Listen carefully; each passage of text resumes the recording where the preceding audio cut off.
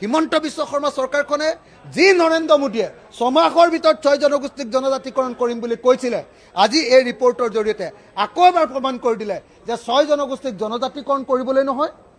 2026 চনত 6 জনগোষ্ঠীক টুপি পিন্ধাই 6 জনগোষ্ঠীক জাপি পিন্ধাই মিছা কথা কৈ ভুৱা এছচিৰ কথা কৈ তেওঁ নিৰ্বাচনত ভোট ল'বৰ কাৰণে কেৱল এই ৰিপৰ্ট দিছে গতিকে মই এই মুহূৰ্তত আজি দেখিছিলে যে বিধানসভাত বাৰম্বাৰ কৈছিলোঁ যে এই বিষয়ৰ ওপৰত আলোচনা হ'ব লাগিব সব পলাইছে বিজেপি বিলাক সব পলাইছে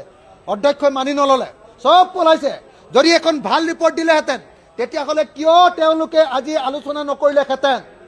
এইটো 2 নম্বৰী ভুৱা ৰিপৰ্ট দিছে কাৰণে সব মন্ত্ৰী এমএলএ বিলাক পলাইছে হিমন্ত বিশ্ব শৰ্মা যদি চাহ বাগানৰ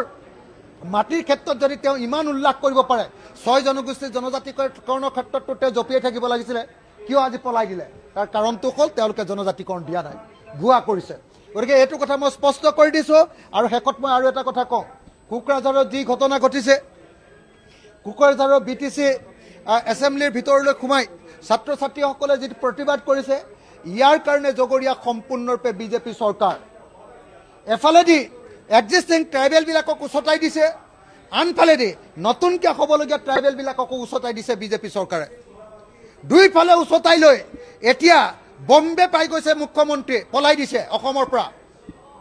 আৰু অসমত থকা জনজাতি আৰু অজনজাতি নতুনকৈ হ'বলগীয়া জনজাতিৰ মাজত সংঘৰ্ষ লগাবৰ কাৰণে এটা ৰাস্তা খুলি দিছে যদি অসমত এই ভুৱা ৰিকমেণ্ডেশ্যনটোৰ কাৰণে অসমত যদি কিবা সংঘৰ্ষ হয় সংঘাত হয় তাৰ কাৰণে সম্পূৰ্ণৰূপে বিজেপিৰ মুখ্যমন্ত্ৰী হিমন্ত বিশ্ব শৰ্মা ডাক্তৰ ৰণোজ পেগু আৰু নৰেন্দ্ৰ মোদীয়ে জগৰীয়া হ'ব বুলি মই ঘোষণা কৰিছোঁ হিমন্ত বিশ্ব শৰ্মা চৰকাৰখনে যি নৰেন্দ্ৰ মোদীয়ে ছমাহৰ ভিতৰত 6 জনগোষ্ঠীক জনজাতিকৰণ কৰিম বুলি কৈছিলে আজি এই ৰিপৰ্টৰ জৰিয়তে আকৌ এবাৰ প্ৰমাণ কৰি দিলে যে 6 জনগোষ্ঠীক জনজাতিকৰণ কৰিবলৈ নহয় 2026 চনত 6 জনগোষ্ঠীক টুপি পিন্ধাই 6 জনগোষ্ঠীক জাপি পিন্ধাই মিছা কথা কৈ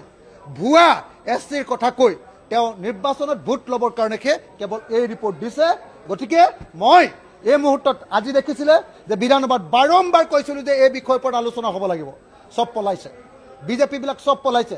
অধ্যক্ষই মানি নললে সব পলাইছে যদি এখন ভাল ৰিপৰ্ট দিলেহেঁতেন তেতিয়াহ'লে কিয় তেওঁলোকে আজি আলোচনা নকৰিলেহেঁতেন এইটো 2 নম্বৰী ভুৱা ৰিপৰ্ট দিছে কাৰণে সব মন্ত্ৰী এমএলএ বিলাক পলাইছে হিমন্ত বিশ্ব শৰ্মা যদি চাহ বাগানৰ মাটিৰ ক্ষেত্ৰত যদি তেওঁ ইমান উল্লেখ কৰিব পাৰে 6 জনগোষ্ঠীৰ জনজাতিকৰণৰ ক্ষেত্ৰতো তেওঁ জপিয়াই থাকিব লাগিছিলে কিয় আজি পলাই দিলে তাৰ কাৰণটো হ'ল তেওঁলোকে জনজাতিকৰণ দিয়া নাই ভুৱা কৰিছে গতিকে এইটো কথা মই স্পষ্ট কৰি দিছোঁ আৰু শেষত মই আৰু এটা কথা